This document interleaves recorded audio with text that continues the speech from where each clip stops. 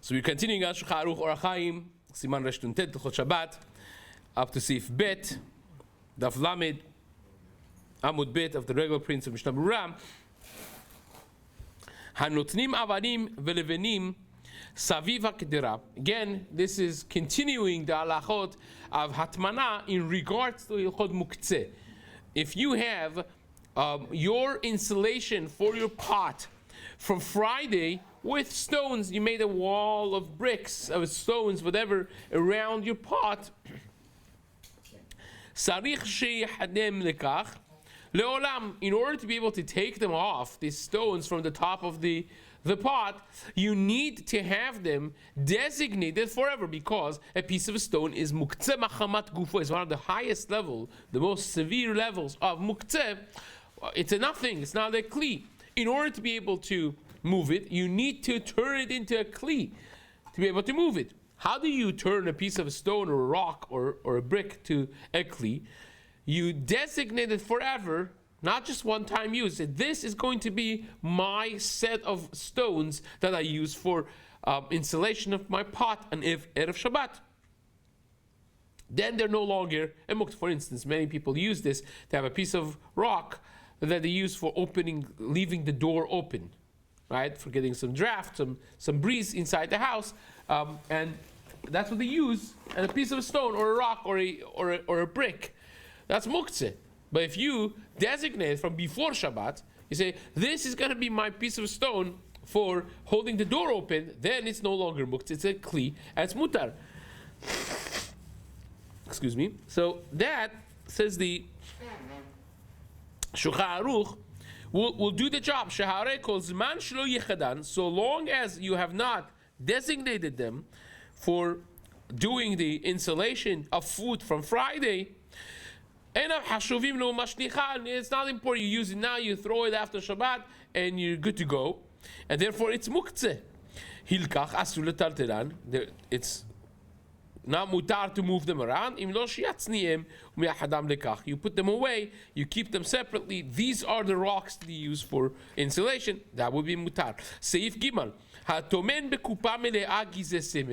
We spoke about gizeh semer in Seif Aleph, that the bundles of wool that you have cut, they are considered also muktzeh. Now imagine you have a box.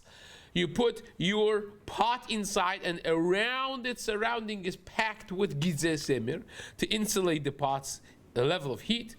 Which we already mentioned, that these gizeh semer are muktzeh. On Shabbat, you take the kedra out, and you have a perfect circle now around it with gizeh semer. So long as the whole, the shape of this empty area is not ruined, you could return the pot inside of there. That's not considered new hatmana, because hatmana, once you did hatmana, even if you take off the cover, you could put it back on, so long as from before Shabbat that was done. That is fine. There's no problem with that whatsoever. So says the Shulchan Aruch. This has some details. Excuse me. Even lechatchila, you could plan on it to take it out, al dat lachsira, thinking and knowing that you're going to put it back on afterwards. Still, you could do it. That if you're planning to take it out, and if the hole doesn't get ruined, you put it back on. That you're going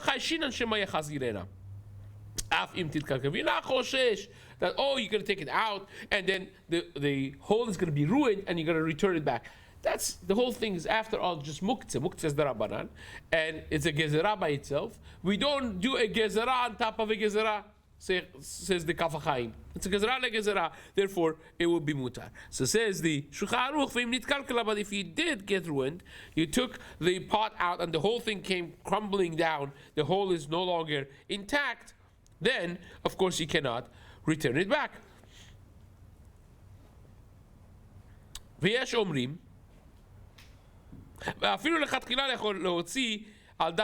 we mentioned, יש אומרים, says the Shulchan Aruch, שאפילו taman בדבר שמותר לטלטל, even if you did not use muktzeh, you used insulation that's not muktzeh around it, And you could carry them. If the hole got ruined, lo yachzir, then you should not return it back. Because now it's like a new hatmana that you're doing. The hole got ruined, and now you have to build the hole again and the hatmana again. That's like doing a new hatmana on Shabbat. This is a yesh omrim that Maran brings according to the Shita of the Rambam in Pirush Mishnayot.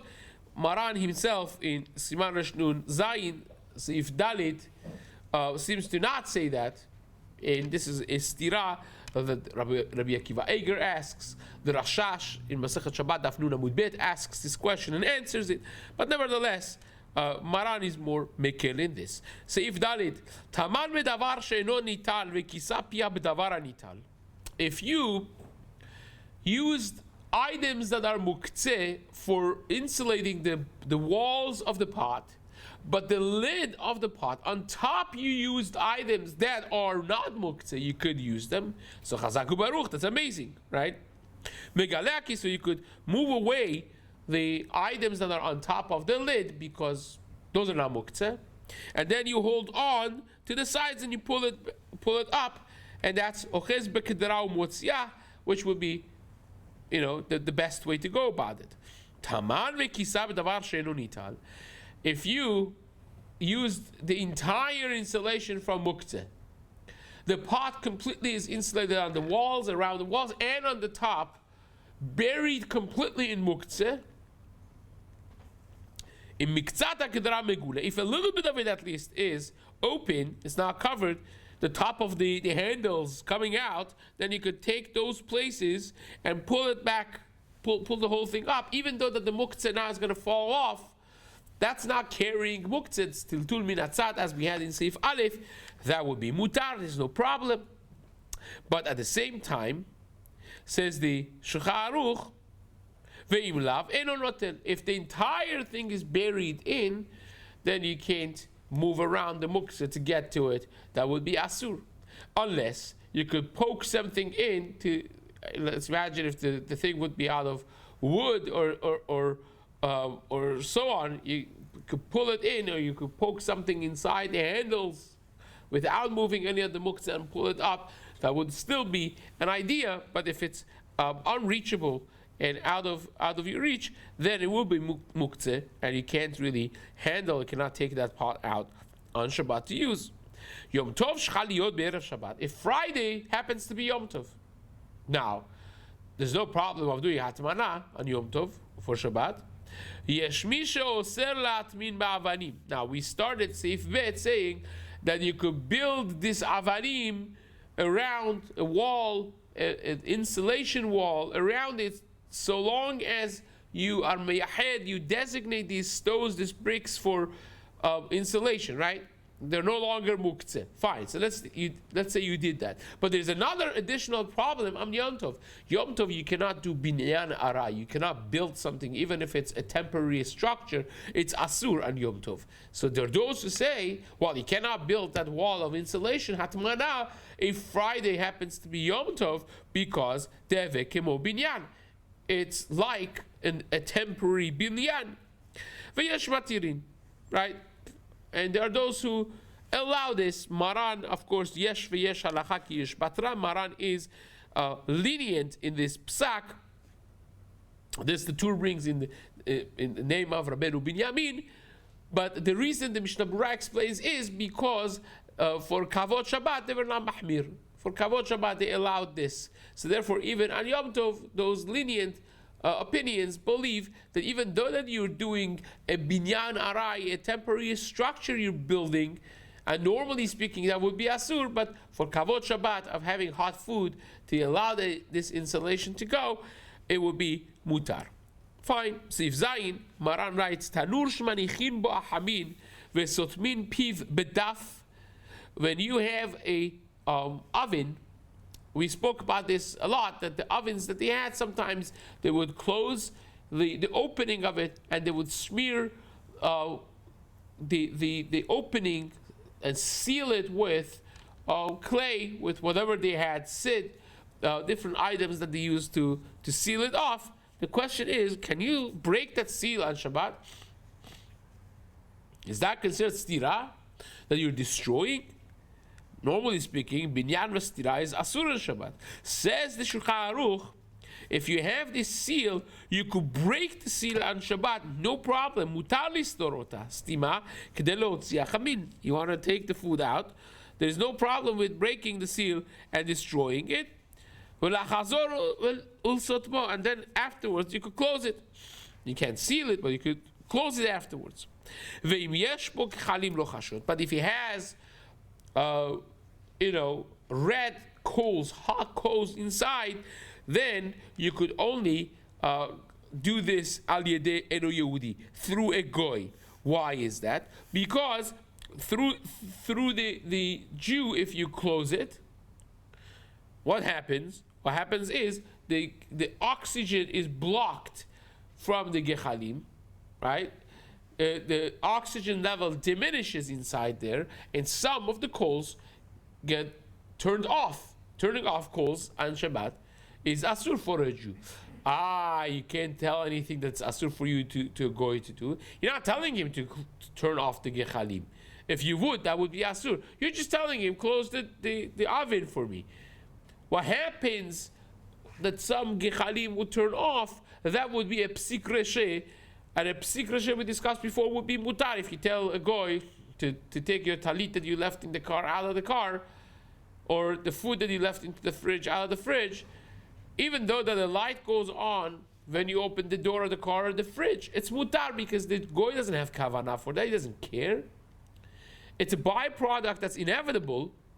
We call that a psik reshe. And that, by Amira Lakum, we are mekel lesorech, for a need of Shabbat. Here is the same thing. So it says, the Rama adds, V'yesh machmirin, shelo listor stimat tanura tuach betit al yedei Yisrael, that those who say that the Jew should not break the seal.